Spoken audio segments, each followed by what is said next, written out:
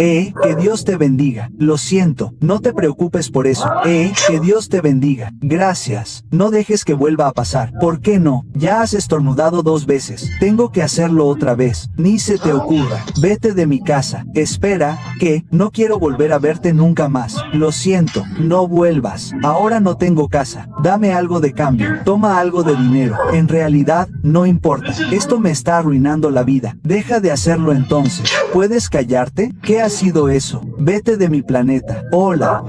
Vete. Lo sabía.